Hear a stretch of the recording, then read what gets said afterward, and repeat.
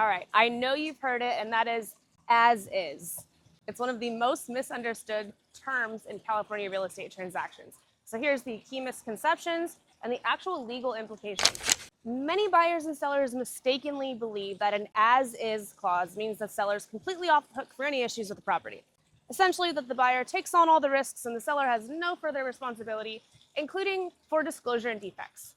That is incorrect. What as-is actually means is that the buyer is agreeing to purchase the property in its present physical condition with no guarantee or promise from the seller to make repairs or improvements. The seller is not obligated to fix anything that is discovered, but the buyer can still ask for repairs or credits after the inspections. The seller just isn't required to agree to that. The most critical legal point is that as is does not relieve the seller of their legal duty to disclose all the material facts and defects affecting the property's value or desirability.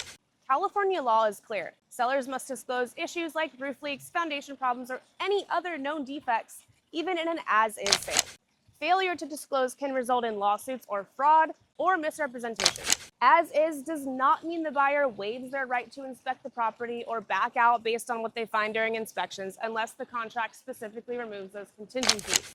The buyer is still entitled to perform due diligence and, if dissatisfied, can often cancel the contract within a contingency period. Why the confusion? In everyday language, as is often used as shorthand for the seller won't do repairs. Legally, however, it simply clarifies that the property is being sold in its current state, but it does not alter the disclosure obligations or eliminate the right for inspection. So misleading listings. Some listings emphasize as is to deter repair requests, but California's standard purchase agreement already includes this language for all resale homes. This can lead buyers to believe that some homes are as is and others are not, which is not accurate. So some key takeaways for buyers and sellers. Sellers must always disclose known material facts, even in an as-is sale.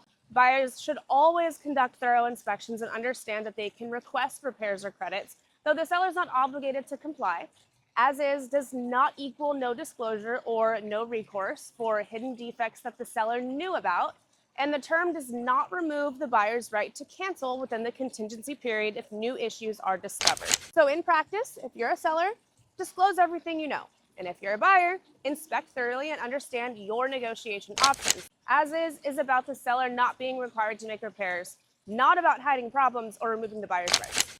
The clarity is essential for both parties to avoid costly misunderstandings and legal disputes. If you've got questions or you want to make sure that you have true clarity when buying a home in California, reach out. I'm Shannon Ellison, here to educate and navigate, not speculate and fabricate. And as always, I will see you guys next week.